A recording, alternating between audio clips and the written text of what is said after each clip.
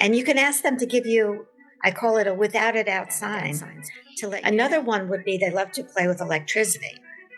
So it could be their birthday, the day they passed, or you're speaking about them and the lights flicker on and off. Ocean. My son's name is Arnav, and it means ocean. So whenever water falls down anywhere, it falls in the shape of heart. It's so unusual. So, for our listeners, I think that's important to tell everyone is that we choose. Yes. When we come into this physical body, how long we're going to stay. Because usually 7 chakras are very popular and known to everybody. But that was, higher heart was something different, connecting with guides, angels, and even the ones who have crossed over. So can you tell us a little bit significance of connecting through either? When I was little, I would dream things before they happened. Very rare. And they speak to us telepathically as thoughts that usually just pop in our heads for no reason. Now, how do we tell the difference between our own thoughts and theirs? After my mom passed, I was driving.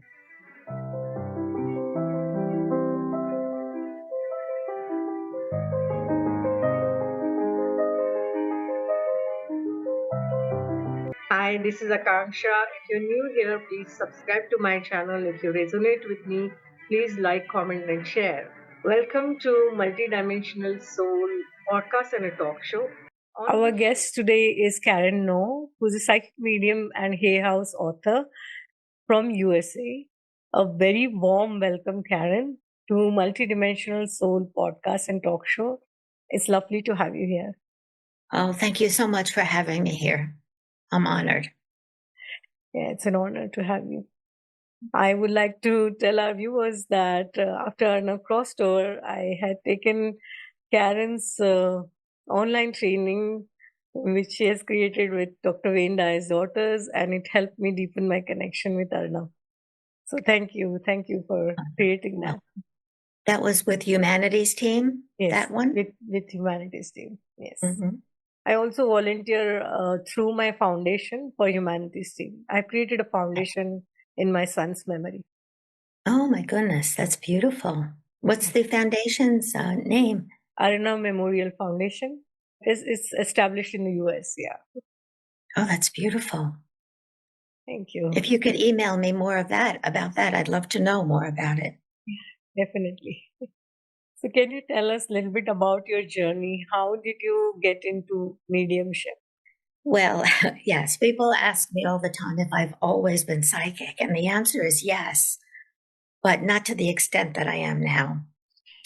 When I was little, I would dream things before they happened. My father, when I was a child, used to take me to the racetrack, and I picked the winning horses. Now I'm an animal activist. I don't go to the track. But back then, that's what was happening. But about 25 years ago, I was going through a very difficult time in my life. And I sat at the edge of my bed one day and I yelled at God. And I said, am I going to be okay? And with that, I saw a light that started to come towards me from the other side of the room. And my first response was, if you're not of God, please leave. But the more I said that, the more it kept coming towards me and eventually enveloped me. And at that time, I felt the most incredible peace I have ever felt before. I heard an audible voice that said, Lucia Lucina, Bella Lucia Lucina. And I don't know if there are any Italian listeners. It means light, beautiful little light. And I have since learned it was St. Francis of Assisi, who's been guiding and protecting me ever since. And right after that experience, I started receiving messages from angels and ascended masters and deceased loved ones. And I didn't want to do it in the beginning. I was the reluctant medium. I didn't want to do it. I didn't want people to think I was not in my right mind. But the more I connected with this energy, the more I gave the messages that I received, the more I saw that it brought peace to people. It was very specific messages that only the living loved one would know and the deceased. So when that was happening, the rest is history.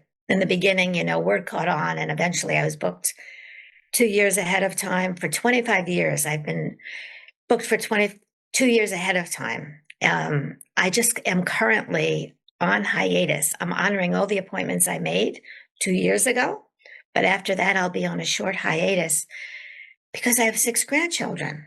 And my next journey is I'm trying to put into words just to expand the we consciousness and peace on earth and peace within. And I think that's my purpose now. I love connecting with deceased loved ones, but right now I'm more conscious about connecting with angels and the message of peace and love, and to expand that in the world.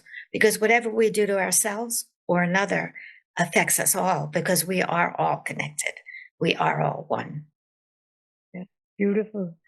Yeah.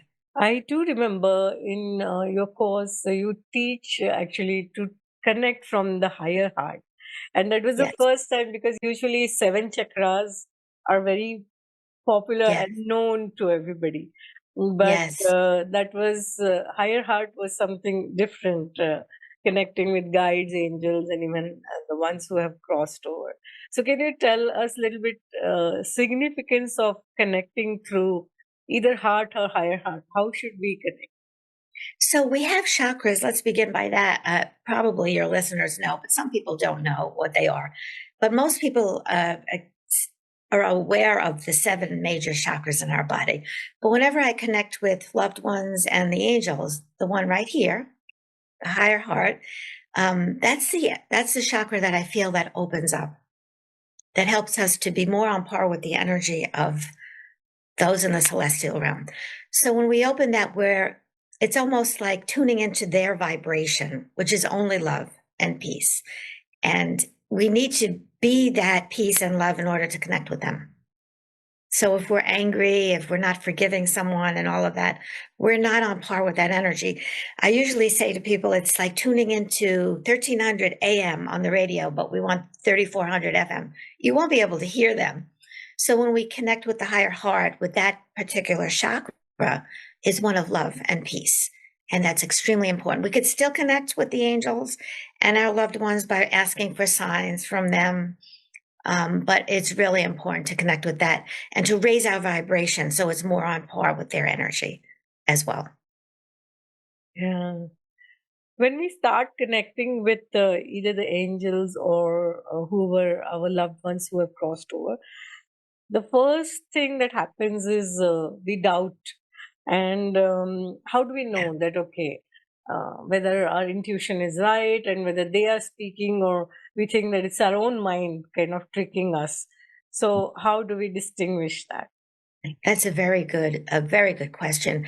Oftentimes, let's start by saying they speak to us telepathically, and most people are expecting to hear a voice or to see an apparition of them, where they do come as a voice and an apparition. I heard the voice Lucha Lucina, Bella Lucha Lucina, but it's very rare. And they speak to us telepathically as thoughts that usually just pop in our heads for no reason. Now, how do we tell the difference between our own thoughts and theirs? Our own thoughts will have an originating thought.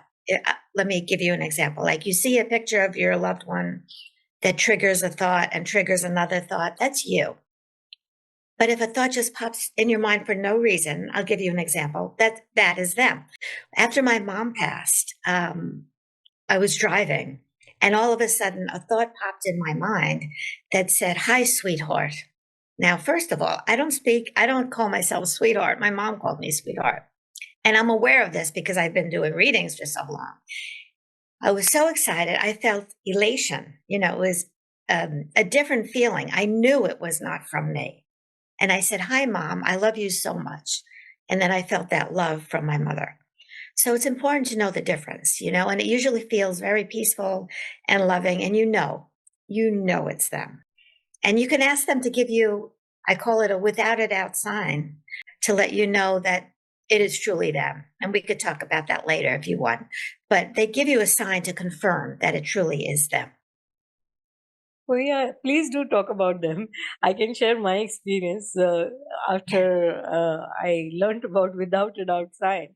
Actually, Arnav means ocean. My son's name is Arnav, and it means ocean. So, whenever water falls down anywhere, it falls in the shape of heart. It's so unusual. Oh my goodness. So That's he amazing. gives, yeah, it's amazing the way he gives me signs. Yesterday a hummingbird came, blue peacock, blue color hummingbird. So can you please explain to our viewers about those signs? So that is beautiful. When you acknowledge, first, let's say about your signs, when you acknowledge them and say thank you, the more you acknowledge them, the more signs you will receive because your loved ones and the angels are trying to connect with you as much as you're trying to connect with them. And if we ignore them, they'll stop.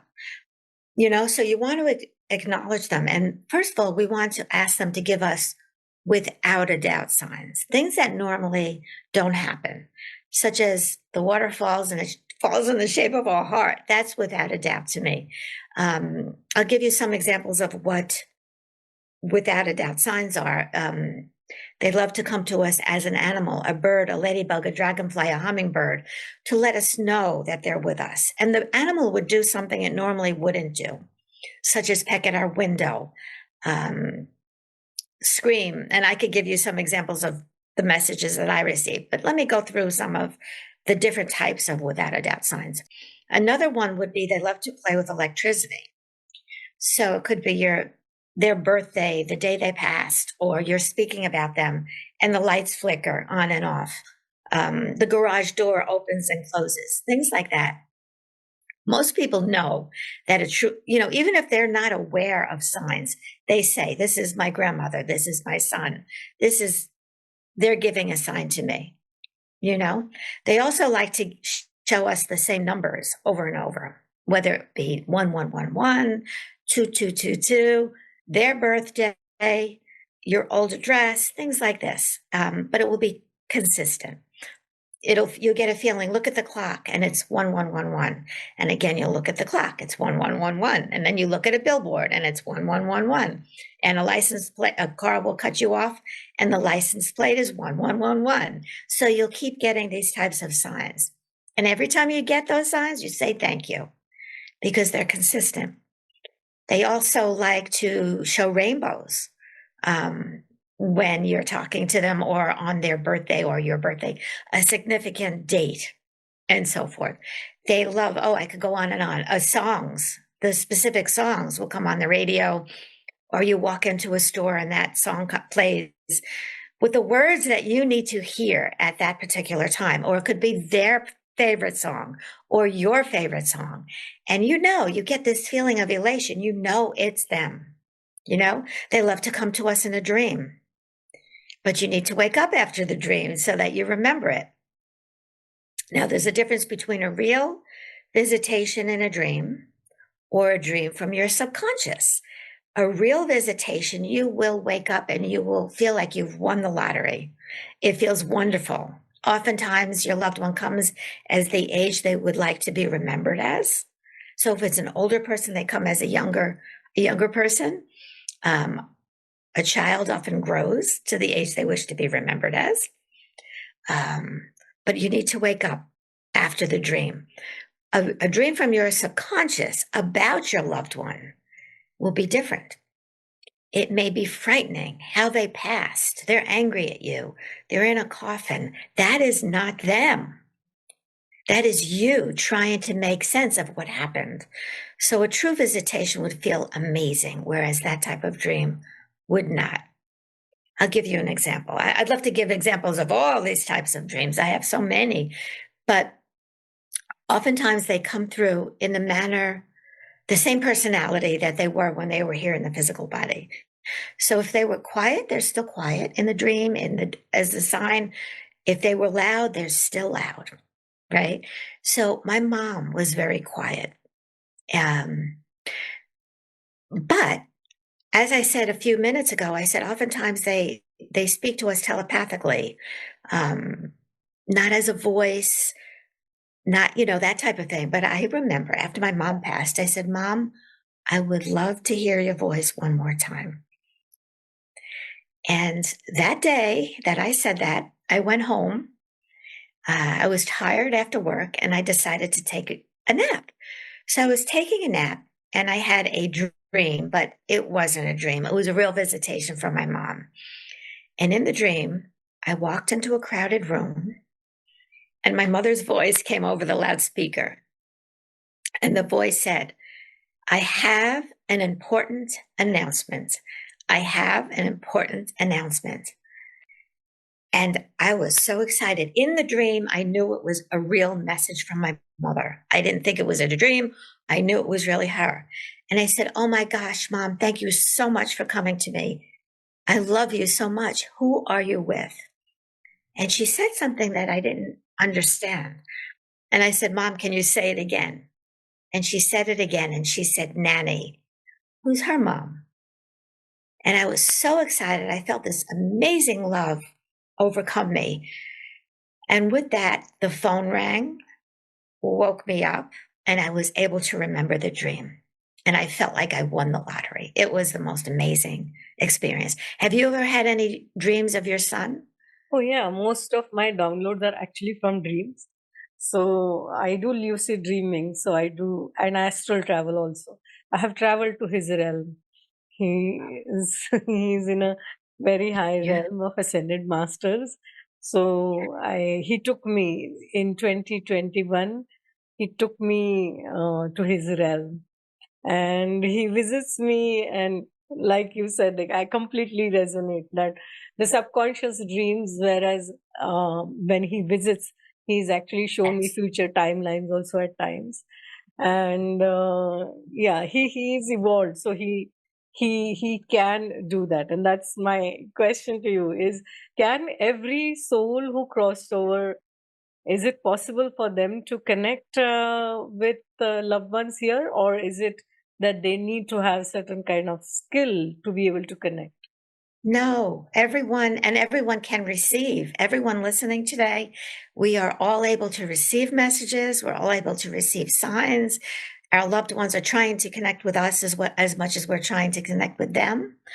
But it's important to know if they were quiet, it might be more subtle when they're speaking to Mm, us. You know, your son was very evolved. So when he's coming through, you're getting these higher messages. yeah. Some people may just get, not just, but they're amazing messages of, that they're with their living loved one to give them, to let them know that they're with them.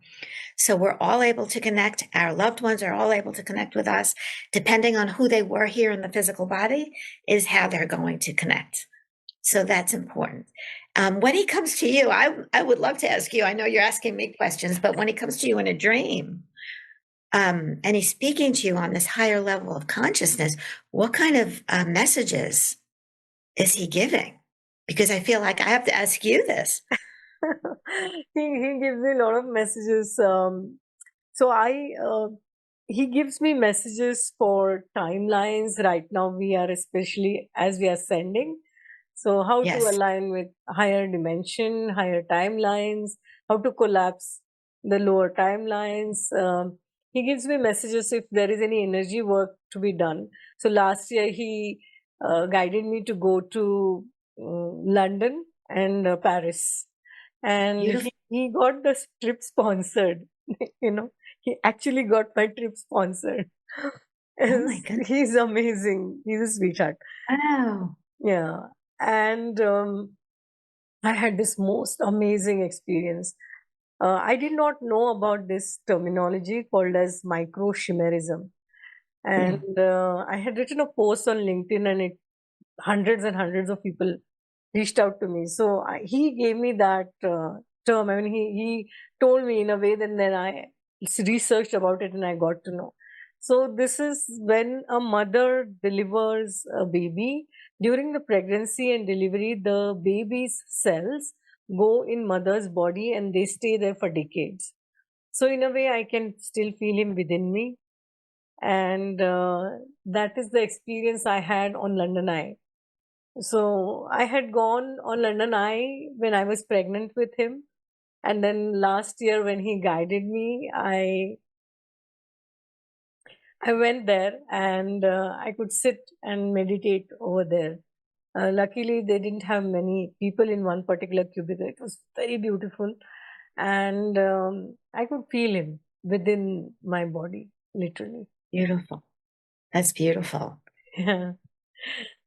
So, yeah, I feel blessed. Absolutely. And did you ask him to come to you, or he just came to you? He started connecting immediately on the next day after he crossed over. Wow. Yeah. So, for our listeners, I think that's important to tell everyone is that we choose Yes. when we come into this physical body, how long we're going to stay, what we're going to do afterwards. So he chose this, Yes. although it's the most horrible thing for a mom to lose their son, right? But the fact is, he knows it was his time to make the transition. Yeah. And as you recall now, of course you miss his physical body. Of course you miss that. But look what he's doing now. He's just it's creating so much love and peace within you and in the world as well. Yeah. So that's wonderful. Yeah. Yeah. So I would like to ask you about the grief part of it. And it has taken me a long time to process the grief and connect with him. And fortunately, he has been connecting with me, because what happens is when we have grief, and even though it is not really a feeling like shame or guilt or regret, but grief still takes us into lower vibration. So in that case, then it becomes difficult for us to connect. So what do you tell our audience? How can we do that? Well, first of all, that's a very normal experience. And some people want to grieve. I've been doing this for many years with those who've lost their children and their loved ones. And sometimes they want to experience this grief, but it's harder to connect with your loved ones when you are, as you said, because their energy's up here and grief is down here. So I'm not saying all of a sudden to be love, oh, this doesn't bother me. No, I'm saying to acknowledge the grief, to whenever it comes up, to acknowledge it, because that's a part of you that honors your loved one. But your loved one doesn't want you to be sad. They want you to be happy again. And I have a book called Your Life After Their Death, A Medium's Guide to Healing After a Loss. And it talks about all different techniques that you could do, energy techniques like tapping, Ho'oponopono, um, Reiki, all these different energy techniques that help you, prayer, meditation, helps you to connect, to work out the grief, work out the energy attached to it so that you can move on and become more on par with the energy of your loved one. Another thing to do in the midst of all of that is to try to raise your vibration in other ways, because again, we want to be more on par with the energy of who they are. And they're only love and peace. And some people ask me, I've just spoke at Omega Institute in Rhinebeck, New York last weekend. And they say, how can you do this? How can you forgive somebody? Because I talk about forgiveness. How can I forgive this person who did all of this to me? Forgiveness is one of the most important things. It's not to forget what the other person did to you. And it's not your loved one we're trying to forgive. It's other people in our lives. Somebody along the line who hurt you, a spouse, whatever it is. When you forgive, you do it for you, not for the other person, so that you can move on, so that you can feel better. If I may, I have a story about forgiveness. A woman named Sue came to see me right after I experienced the light with St. Francis of Assisi. This was 25 years ago. And she was going through a very difficult time. She was going through a divorce with her soon to be ex-husband. And she really disliked her soon to be ex-husband. And every time she came to see me, she would talk about this, right? And as I noticed, every time she came to see me, her hands started to close. Each time her hands were closed more and more and more and more. Several months later, her hands were fists and she couldn't open them. So I said, Sue, maybe you should try to find out what's going on, but I could help you with energetically how to move this, but find out, physically what's going on with your body. and she was diagnosed with multiple myeloma stage 3. And the doctor said to her, she get her affairs together and so forth. So I said, listen to everything the doctor says, because I can't tell you what to do medically. I'm not a physician. But in addition to that, I'm going to work with you with on forgiveness. We worked on tapping, all the methods that I described, Ho'oponopono, which if you want to talk about that later, we could talk about that. And we'll work on affirmations about healing. So she worked on affirmations. She, and I noticed her nurse was laughing at her. She said she would look in the mirror and she said, I am perfect, healed, healthy, even though she wasn't. And she'd look in the mirror and felt the feeling of being healed, felt the feeling of forgiving and all of that. And we worked on forgiveness with tapping. And I noticed as every time she came to see me, her hands started to open. This is a real story. Eventually, her hands were all the way open.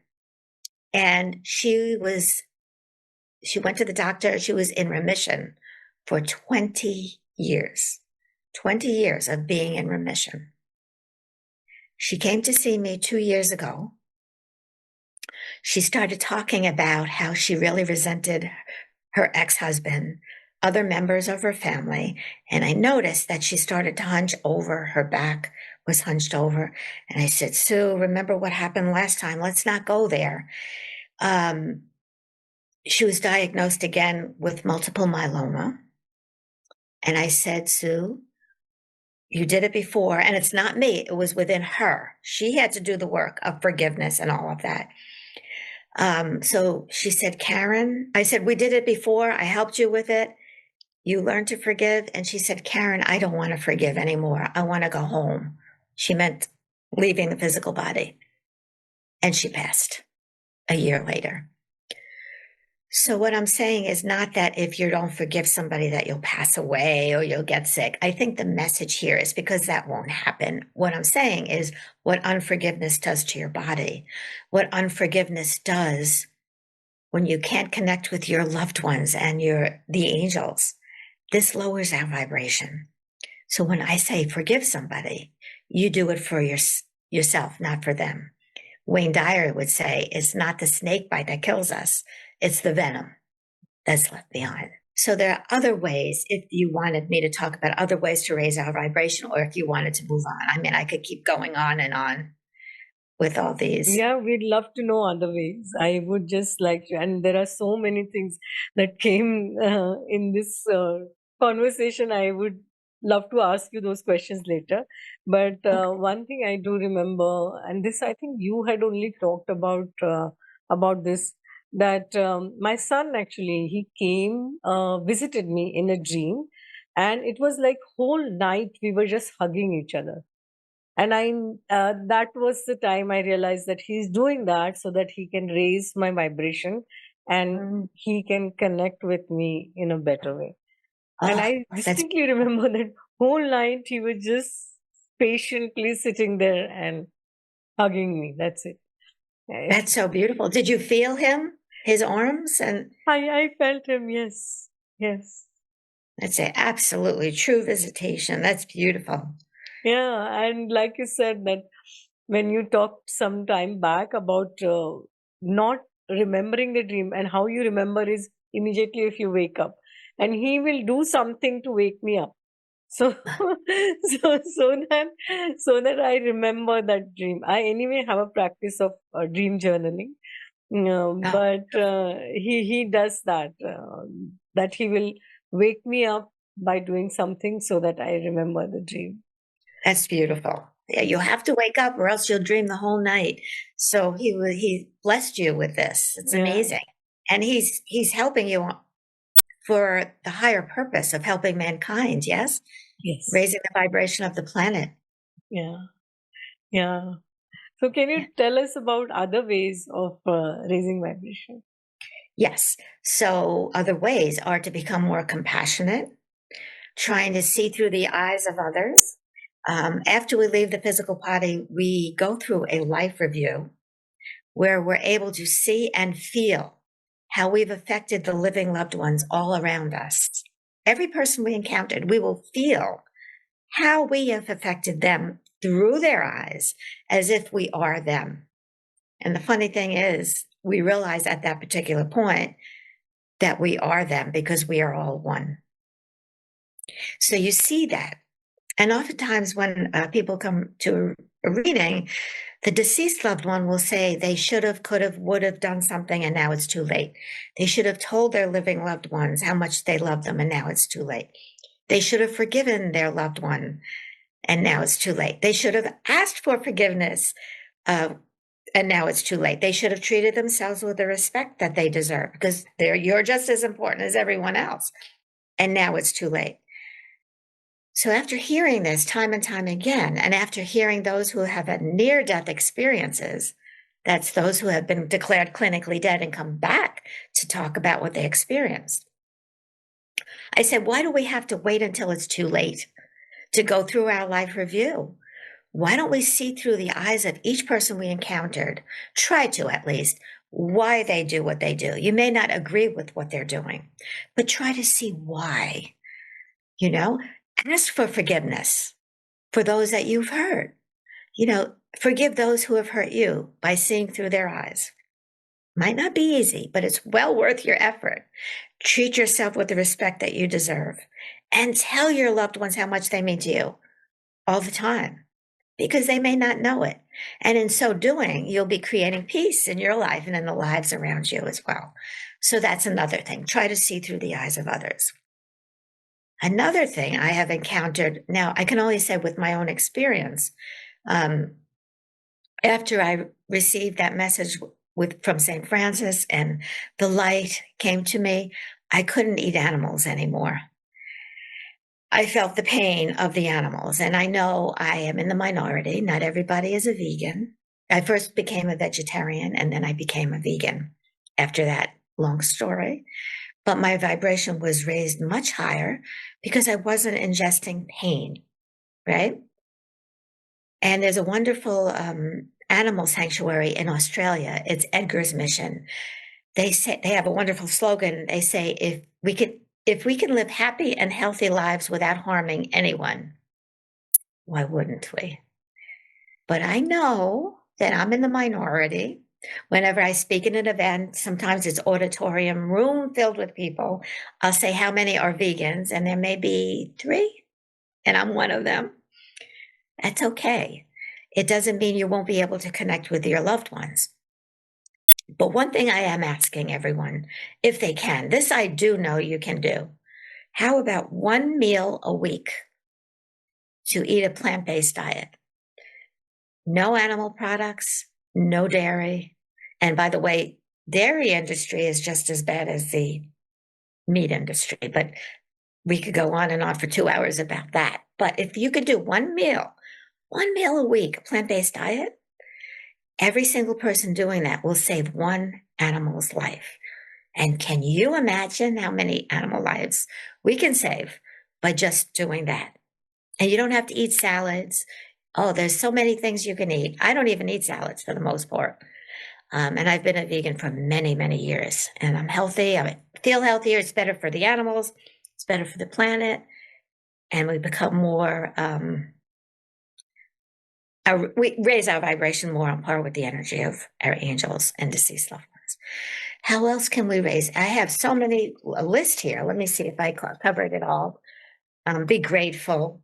Tell me when you want me to stop because I could go on and on. We could move on to something else. No, Do you want me to? Please go on. Please go on. Being grateful, the attitude of gratitude. When we are grateful, more things will come into our lives for which to be grateful. That raises our vibration immensely. I don't know if you've ever read the book The Secret by Rhonda Byrne. Yes, So she wrote a book called. I saw the movie also. I was in the US at that time, 2006, 2007. Yeah. Yes, yes. So she wrote another book called The Magic. Yeah. And in The Magic, she talked about how a habit is formed if we do something for 28 days in a row. So she's saying this because she's talking about the law of attraction and manifesting in your life. what you'd like to attract in your life, which is true. The more you're grateful, the more things will come into your life for which to be grateful. But I'm talking about this to raise our vibration, so it's more on par with the energy of our loved ones and the angels. So what she's saying is for 28 days to write down 10 things that we're grateful for. First thing in the morning, you write down 10 things that you're grateful for. And you do this for 28 days. But here's the thing. You cannot say the same thing more than once. So, wow. I participated in this exercise. And, the first couple of days was very easy. Everything I was grateful for, my family, my loved ones, health, and all of that. But after a few days, I said, oh my gosh, what else am I grateful for? And I really had to think about it. But when I really had to think about it, I realized the very things that I took for granted were the things that I should be most grateful for. The air that I breathe, the fact that I could see, that I could hear, that I could talk, the fact that I could walk, and so forth. And I said, oh my gosh. And now I was looking for things like that, things that I took for granted. By the 28th day, I was even grateful for the bathroom mat. So, I mean, it was a whole new way of thinking. I became more grateful when I was driving to work. I was looking for things as I'm driving to work and, looking at the beautiful flowers and the birds and so forth. I was grateful and it changed my whole essence. I raised my vibration. And this is what I would tell everybody here, to be more grateful. That raises your vibration immensely. Beautiful. Yeah. Hmm. You talked about affirmations some time back, and tapping and ho'oponopono, and I also use all of these. Beautiful. And I love Louise. And Yes. Louise Hay is Louise, wonderful. yeah. Yes. Yes. I have connected with her presence. She also has guided me a couple of times. Yeah. And she's very soft, right? Yeah. When she comes through, it's very soft energy. Yeah. And I love Dr. Wayne Dyer also. I love his quote. The most loved quote is when you change the way you look at things, the things you look at change. And Correct. now, actually, quantum physics has proved that. So it's amazing. So, can you talk about your connection with Dr. Wayne Dyer, and Yeah. how does he come through, and when did you start connecting with him? So, first of all, I did not know him beforehand. I was a huge fan of Dr. Wayne Dyer. And, I went to his events, I read his books, but I did not know him personally. 2 weeks before he died, I interviewed his daughter, Serena Dyer. He has 8 children and a wife. But I interviewed Serena Dyer about her book called Don't Die with Your Music Still in You. And so I had her contact information. By the way, that's a wonderful book that she wrote. So after Wayne died, I felt like I should do something. I didn't know what. I had Serena's contact information. So I emailed her and I said something like this, which I would tell everyone here if you have lost a loved one. So I said, Dear Serena, I'm so sorry about the passing of your dad. Please know he truly is okay and would want you to be too. Ask him to give you a without a doubt sign to let you know he's with you. Ask him to come to you in a dream and to wake you up after the dream so you remember it. And then it's important to be patient and wait, and the dreams and the signs will come when you least expect it. And then I added, if you would like, I would love to send you a copy of my book. It just came out at that time. The book, Your Life After Their Death, The Medium's Guide to Healing After a Loss. 5 minutes later, I received an email back from Serena, and she said she would love a copy of my book. And that was it. So I sent her a copy, asked her for her address, sent her a copy. I was scheduled to speak for an event for my publisher, Hay House. It's called an I Can Do It event. And I was going to be speaking about life after death. After that email, maybe about a month, I can't even remember the time. It's been a while, period. So I was scheduled to speak for that. But a day before that event, they were going to be doing a tribute to Dr. Dyer. And they had a bus. Hay House had a bus going outside the hotel for Wayne Dyer's family, as well as the Hay House authors, from the hotel to the conference center. So we're all on the bus, ready to go to this event. And I'm sitting on the bus, and there's one seat available on the whole bus, and it happens to be next to me. And in walks Serena Dyer, and she sits down next to me. You see how things, synchronistic events happen. The universe works in ways to conspire to make things happen. I would tell everybody to look for that. So she sits down, and I said, "Oh, Serena, I'm so sorry about the passing of your dad." And she goes, "Oh, Karen, thank you so much for your book. It was very helpful." I said, "Oh, you're very welcome. Have you received any signs? Have you received any dreams from your dad?" And she said she didn't at this point. It was just right after he passed. But she said, at that point, she said her sister Sage, who's the youngest of the 8 children, had a dream of her dad. And in the dream, her dad walked into the room and hugged her. And Sage said she felt his hairy arms, just like you did with your son. I don't know if he had hairy arms, but she felt him. And I said, that's without a doubt visitation from him, that she felt him and so forth.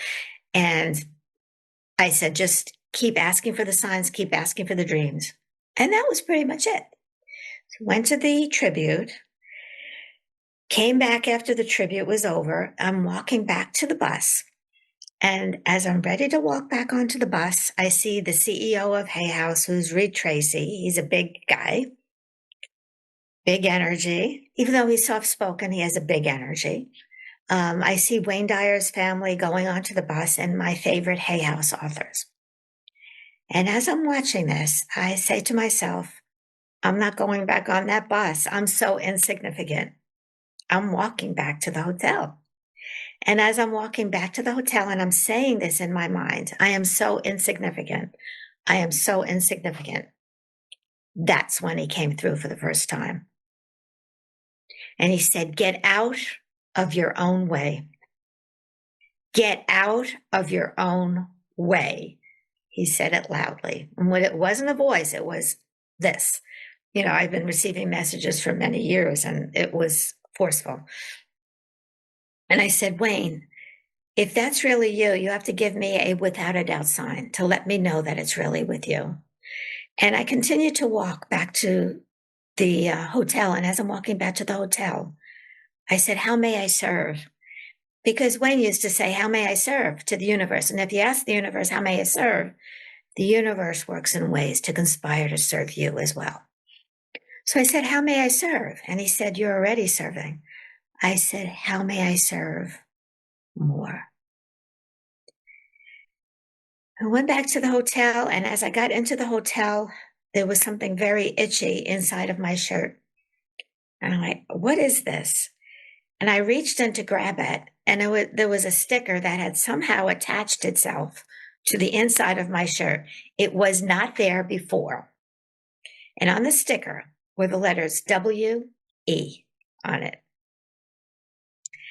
And then I felt Wayne, and I thought the message was Wayne, first letter, last letter of his name, because that's oftentimes how I receive the names of a person. So he said, is that good enough? And I said, that's amazing. I started to cry. I said, thank you so much for coming through to me. And that was it. I mean, this is a long story, but I'll make it short. I'll wrap it up in a little bit more, because the most essential messages are coming. So I went home. And by the way, the sticker on the bottom of it said Disney World, and I had not been to Disney World. So somehow that had attached itself to the inside of my shirt. So wow. I went home, and Wayne's youngest daughter, Sage, contacted me and via Facebook. And she said, Serena I told her that her dream was a real visitation. So we were going back and forth on Facebook, typing up, messages back and forth. And all of a sudden they started to come through for her with messages that only she would know. And finally I said, Sage, can I call you? And I was on the phone with her. She said, absolutely. I called her, and they started to come through with messages that only they would know. And she said, eventually, like a few days later, a few weeks later, I can't remember. This was 2015, I believe. Wow, it's a long time. It's 2025 now. So she contacted me and she said, Karen, is it possible that we come to see you in person? Because I have a center at that time was Ramsey, New Jersey. Now I'm in Waldwick, New Jersey. And I said, okay. I was booked for 2 years ahead of time, but I somehow fit them in a couple of months later. And she wanted her sister Sky to come, Serena to come, Sage, and her mother Marceline. And yes, he was still married to Marceline because people asked me. Yes, they were still married. So we made an appointment. And after we hung up, I said to Wayne, I yelled at him and I said, Wayne, you got me in this. You better come through. I mean, I've been doing this for many years, but I've never did appointment for the Dyers. You better come through. And I decided to go for a walk with my dog. And in my mind, I'm saying this, I'm not saying it out loud. And then he started to come through. And he was so excited to talk about the afterlife and so excited to talk about the we consciousness, WE. That's what was on the sticker. That's what he was trying to talk to me about. Basically, long story short, because I could go on and on about this, he was going to be coming through singularly for his family for about 3 years, more or less, for each member of his family at the appointment and also after that, with very specific messages that only they would know and they could confirm that it was truly him. But he was doing that so that people would know he would come through singularly for the family and also as a group consciousness called the we consciousness. And he would be coming through as the we guides, similar to Abraham. Do you know Esther Hicks comes through with Abraham? Yeah.